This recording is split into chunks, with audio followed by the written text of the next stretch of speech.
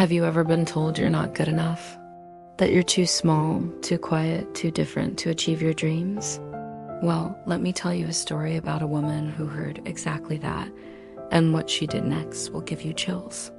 Her name is Alara, and from the moment she first sat in a go-kart as a kid, she knew she was born to race. The smell of burning rubber, the roar of the engine, the world blurring into a kaleidoscope of color as she hit the apex of a turn. It was more than a hobby.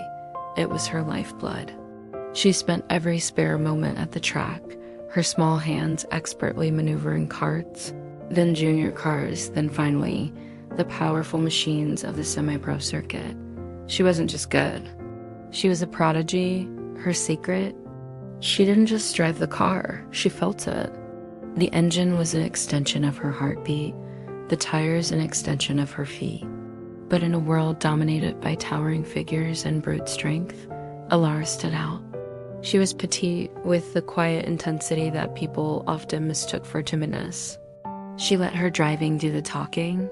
Lap records fell, trophies piled up, and she started making a name for herself.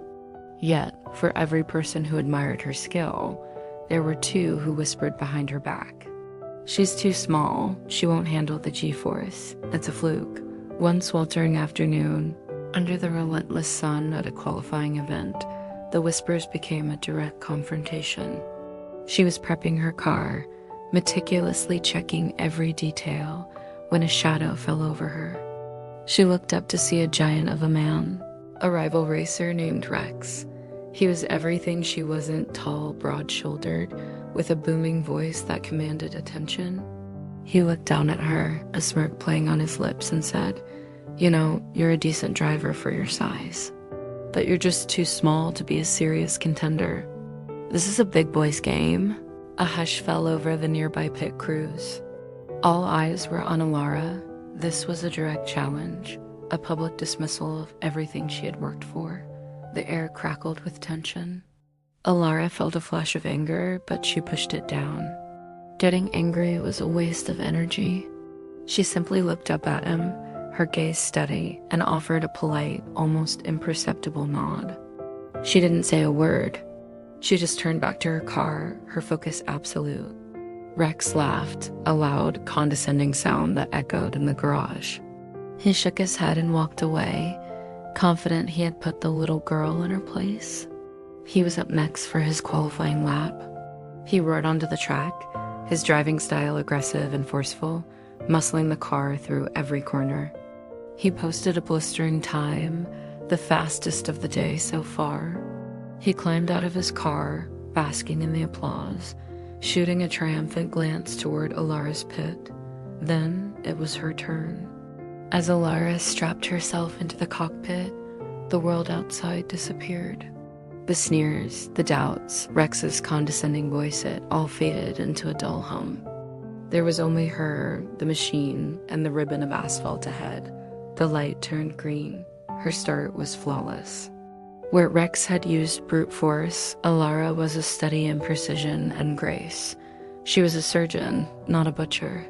Her lines were perfect, her braking points impossibly late, her acceleration out of the corners a seamless flow of motion. She wasn't fighting the car.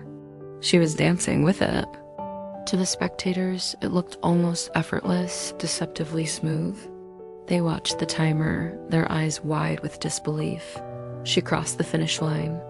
The silence that followed was deafening. Then the official time flashed on the giant screen. She hadn't just beaten Rex's time, she had shattered it by a full, undeniable second. An eternity in motorsport.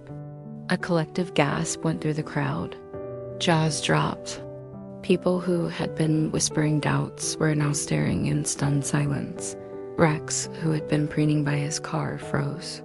He stared at the screen, then at Alara's car coasting back into the pit lane, then back at the screen. The numbers didn't lie.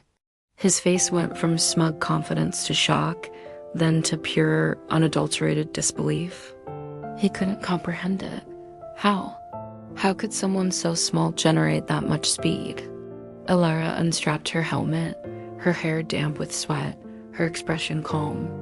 She swung her legs out of the car, and as she stood up, she saw Rex marching towards her, his face a mask of confusion and frustration.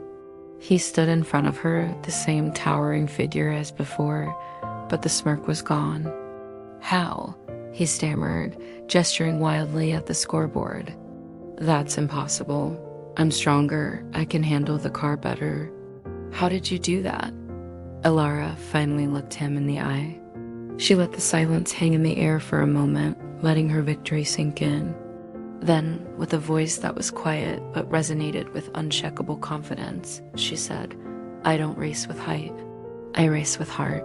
She turned and walked away, leaving him standing there, speechless. In that moment, she wasn't just a fast driver. She was a legend.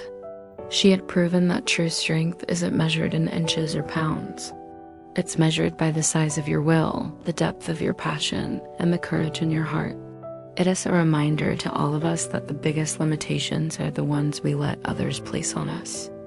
The next time someone tells you that you can't remember Alara, nod politely, and then go out there and show them exactly what you're made of. Don't let anyone define your potential.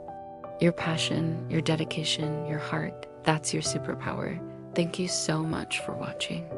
If this story resonated with you, please hit that like button and subscribe for more inspiration. See you next time.